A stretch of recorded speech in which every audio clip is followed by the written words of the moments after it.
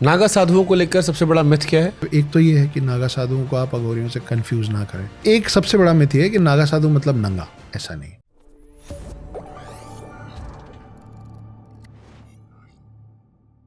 नागा साधुओं को लेकर सबसे बड़ा मिथ क्या है? नागा साधुओं और अघोरियों में थोड़ा फर्क है।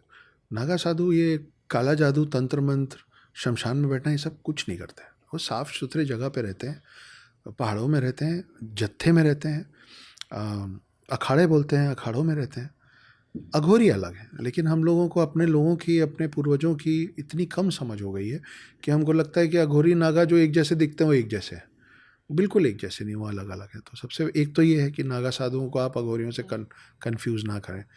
दूसरा, नागा साधु 3-4 चीज़ें लेके चलते हैं। एक एक कपड़ा, या एक सबसे बड़ा मिथ ये है कि नागा साधु मतलब नंगा, ऐसा नहीं। कुछ संप्रदाय हैं जिसमें नागा साधु बनने में आपको नग्न अवस्था में रहना पड़ता है, लेकिन नागा साधु का मतलब सिर्फ नग्न अवस्था में रहना नहीं होता। कई ऐसे समुदाय जो बाकायदा एक सिंगल कपड़ा पहनते हैं, लेकिन पहनते हैं। सबके पास आपको अस्त्र शस्त्र मिलेगा, उसको लेके चलते हैं, उसकी बराबर पूजा करते हैं। वो 7 घरों से रोज़ भिक्षा मांगते हैं। अगर 7 घरों के अंदर अंदर उनको खाना मिला तो उस दिन खाते हैं, अगर नहीं मिला तो भूखे सोते हैं। वो बहुत कठिन जीवन व्यापन करते हैं। वो बिस्तर में, गद्दे में नहीं सोते हैं, ज़मीन पे सोते हैं। इस तरीके का जीवन है उनका। शिव जी के भक्त होते हैं। हाँ, अघोरियों में और नागा साधु में एक ये बड़ा फ़र्क है कि अघोरी जो हैं वो शिव को प्राप्त करने की कोशिश कर रहे हैं, ये सब अपने अपने तरीके और पद्धति से। नागा साधु का मानना है कि हमको ऑलरेडी शिव प्राप्त हैं, हम शिव की सेना हैं, और ये सोच के ही वो लड़ते हैं। शिवलिंग पर दूध क्यों चढ़ाते हैं सर? हालांकि इस पर मैंने भी वीडियो बनाया था बहुत पहले, काफ़ी चर्चित रहा था, लेकिन आपकी नज़र में क्या वजह है? देखिए, पहले पानी का बता देता हूँ। वो जो कहानी है ना कि कंठ में उन्होंने हलाहल रोक लिया था, तो उसके बाद उनको बहुत ज़्यादा उनके अंदर तप बहुत बढ़ गया था। तो क्योंकि समंदर के किनारे थे, तो सारे देवों ने और सारे असुरों ने उनको ठंडा रखने के लिए उनके ऊपर पानी डाला था। तो इसलिए हम पानी चढ़ाते हैं। दूध उनको एक तो पसंद बहुत है, ऊपर से एक मतलब स्पेसिफिकली कोई कहानी आप बता दीजिए, मेरे को बहुत ज़्यादा इस विषय में ध्यान नहीं है। मैं इस पर वीडियो बना के आपको भेजूंगा, भेजिए, एक विस्तार से भेजूंगा। एक रैपिड फायर सर हमने रखा है जी, और इसमें हम देखते हैं कि आपकी चॉइस क्या है। महाभारत में किसके साथ ज्यादा गलत हुआ, अश्वत्थामा या कर्ण? कर्ण। क्यों? मैं जानना चाहता हूं। अश्वत्थामा के साथ आखिरी में एक झटके में 2-4 चीज़ें हुई। कर्ण के साथ आजीवन, उसके जन्म से लेकर उसके मृत्यु तक लगातार गलत हुआ, इसलिए कर्ण। ओके। कृपाचार्य द्रोणाचार्य में ज्यादा न्यायी गुरु कौन था? द्रोणाचार्य। ओके। लोग अपने बच्चों का नाम विभीषण क्यों नहीं रखते, जबकि विभीषण तो भगवान राम के साथ ही थे, बाकी सब बदनाम नहीं हुए, विभीषण क्यों बदनाम हो गए? ये तो मैं खुद बोलता हूँ कि उस विभीषण को हम लोग क्यों ट्रोल करते हो, तो हमारे साइड थे।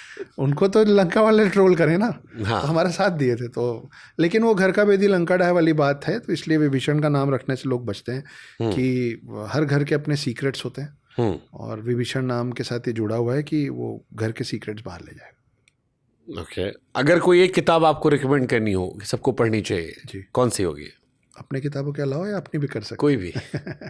बड़ी मेहनत करके लिखा हूँ the hidden Hindu, Naga warriors try कीजिए। लेकिन उसके अलावा अश्विन सांघवी साहब बहुत कमाल के लेखक हैं मेरे लिए। उनको जितना मिल सके, जितना ढूंढ पाए, पढ़िए। बहुत सारे ऑथर सच। अगर भगवान शिव से एक सवाल पूछने का मौका मिले, क्या पूछेंगे? मेरे को अपने पास कब बुला रहे हैं, मेरा हो गया है। रामायण में कोई एक किरदार जिससे मिलना और कुछ पूछना हो, क्या पूछेंगे? रामायण के जामवंत से मिलना चाहता हूँ। जामवंत से क्यों? जामवंत के पास बहुत कहानियाँ हैं। वो कृष्ण से भी लड़ गए थे, वो हनुमान जी से भी मिले हैं, वो राम जी का भी साथ दिए हैं। माना गया है कि वो हनुमान से कहीं ज़्यादा बलशाली थे जब वो अपनी जवानी के अवस्था में थे। तो वो दिखते भी बड़े ऐसे, मतलब बड़े मिस्टीरियस से हैं। तो मैं जामवंत से मिलना चाहूँगा। महाभारत में कोई कैरेक्टर जो आपको लगता है उतनी चर्चा नहीं होती, बट इससे मिलेंगे ज़्यादा मजा आएगा? एक तो मैंने बोला ही, मैं तो वेद व्यास से मिलना चाहता हूँ, ये मैं बोल चुका हूँ कि उनके बारे में कोई बात नहीं करता। जिसने सब कुछ देखा, सब कुछ लिखा, उसके बारे में तो बात करो। रामायण या महाभारत, कहानी ज़्यादा इंटरेस्टिंग कहाँ पर है? इंटरेस्ट की बात करेंगे तो महाभारत। किरदार ज़्यादा हैं, कॉम्प्लिकेशन ज़्यादा है। हीरोज बहुत सारे हैं। हाँ, और रामायण बहुत सीधी सीधी कहानी है क्योंकि वो एक और युग पुरानी कहानी। रामायण सीखें क्या करना है, महाभारत सीखें क्या नहीं करना है। दोनों में दोनों चीज़ें हैं, दोनों में दोनों चीज़ें। महाभारत से क्या सीख सकते हैं, क्या करना है? महाभारत से क्या सीखे, क्या करना है। हाँ, जैसे महाभारत से क्या ना सीखे तो हमको समझ में आ गया, क्या सीखें करना है ये हमको समझाइए। बहुत सारी चीज़ें, पर मैं सोच रहा हूँ वो एक चीज़ बोलना है तो क्या बोलना। अर्जुन को लेंगे तो अपने लक्ष्य को कैसे साधना है वो सीख सकते हैं। दुर्योधन को लेंगे तो आप सीख सकते हैं कि जो लक्ष्य बना लिया उसको कैसे नहीं छोड़ना है, चाहे कुछ भी हो जाए, पूरी दुनिया आपके खिलाफ हो जाए, आप खड़े रहेंगे तो खड़े रहेंगे। भीष्म पितामह से सीखना है तो प्रण सीख लीजिए। युधिष्ठिर से सीखना है तो सच बोलना सीख लीजिए। नकुल सहदेव से सीखना है तो भाइयों के प्रति उनका जो समर्पण था वो सीख लीजिए। एक कैरेक्टर महाभारत का जिसे जिंदा करने का मौका मिले तो आप जिंदा कर देंगे? अरे बड़े कैरेक्टर है भाई, अभिमन्यु कैरेक्टर है, कर्ण का है, द्रोणाचार्य है, भीष्म पितामह है। नहीं, मैं ये सोच रहा हूँ कि किसको अगर वापस जीवित कर दिया जाए तो इम्पैक्ट चेंज हो जाएगा। हाँ, वही हाँ, वो सोचने की कोशिश हो रही है। दुर्योधन है बड़े कैरेक्टर हैं जिसमें आप किसी को जिंदा कर सकते हैं। नहीं, ये नहीं आ रहा है मेरे दिमाग में, मैं अब उस नाम में फंस गया। ओके अगर आपकी लाइफ पर एक फिल्म बने जी, क्या नाम देंगे? मेरी लाइफ पे फिल्म है? नहीं, ये भी नहीं बता पाऊंगा मैं, ये तो जो लिखेगा वो सोचेगा। क्या सोचा नहीं अपनी कहानी लिखने को? मेरी समकक्ष ने एक बार बोला था कि हम लोगों की लव स्टोरी पे एक फिल्म बनाइए, क्योंकि उन्होंने गजब का साथ दिया। आज के समय में ऐसा साथ देने वाला जीवन साथी कम लोगों को मिलता है। तो मैंने उनसे कहा था कि अगर मैं ये फिल्म लिखूंगा तो सुपर फ्लॉप हो जाएगी। तो उन्होंने पूछा था क्यों, तो मैंने कहा कि क्योंकि आपने मेरे लिए जो किया है वो अगर मैं लिख के बाहर निकालूंगा तो लोग बोलेंगे कि ये मनगढ़ंत कहानी बना रहा है। आज के समय में ऐसी महिलाएं नहीं होती हैं और ऐसा साथ देने वाले साथी नहीं मिलते हैं। तो इस बात पे वो फिल्म फ्लॉप हो जाएगी कि अब ऐसे साथी नहीं होते। ओके। अहिल्या का उद्धार जी या शबरी का मिलन, किस कहानी में करुणा ज्यादा नजर आती है? शबरी के मिलन में उनका इंतजार बड़ा लंबा रहा था, बहुत लंबा रहा था। और वो इंतजार करते करते इतनी भूली हो गई थी कि उनको ये नहीं समझ में आ रहा था कि राम को जूठे बेर खिला रही हूँ मैं। क्या लेवल ऑफ प्यार है। खा लो बच्चा, खाते रहो। वैसे गांव में ऐसी महिलाएं मिल जाती हैं कई बार, पर वो एक आध खा के बस समझ लेती है ना। वो चावल का एक दाना दबा के आप समझ जाते पका है कि नहीं पका। बेचारी सब खिला खिला। हाँ, तो उनको लगा ये मीठा है, ये वाला भी थोड़ा मीठा है, ये भी मीठा, चीख लो। ये होता नहीं था आम या अमरूद होता थोड़ा चीख लिए, खाते जाओ। वैसा वो कच्चा वाला नहीं खाने देंगे आप तुमको। चिक लिए जो बोले ना, ये यूपी का शब्द है। हाँ, मुंबई साइड कम सुनने मिलता है, अच्छा लगा कहा। कुंभकर्ण की नींद या विभीषण की नीति, रावण के अंत की शुरुआत किसने की? हाँ, विभीषण की नीति ने। कुंभकर्ण के मरने के बाद भी रावण नहीं मरता अगर विभीषण राम की तरफ नहीं होते। ये सब वो खास लोग हैं जो मैं अभी आपको सीतायन सुनाते सुनाते बोला था। The surroundings of an ordinary man made Ram the Ram. Okay. Ravan ने मंदोदरी की बात मान ली होती तो रामायण रुक जाती, क्योंकि बहुत बार उसको चेतावनी दी गई थी कि वापस कर दो, हम लौट जाएंगे। दुर्योधन के पास अश्वत्थामा और कर्ण ना होते तो महाभारत ना होती।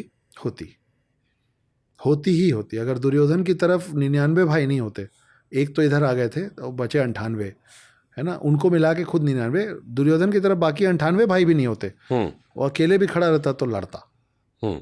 सीता जी का त्याग या द्रौपदी का गुस्सा? द्रौपदी का गुस्सा। आज के समय में और आज के संदर्भ में द्रौपदी का गुस्सा। ओके। कर्ण का दानवीर स्वभाव या भीम की शक्ति, किसने युद्ध में ज्यादा असर डाला? भीम की शक्ति ने। कर्ण अगर दानवीर नहीं होते तो फिर हारते नहीं। कर्ण अगर दानवीर नहीं होते तो हारते नहीं। इसलिए और गुस्सा आई थी, वो जो कवच और कुंडल दे दिया था उन्होंने।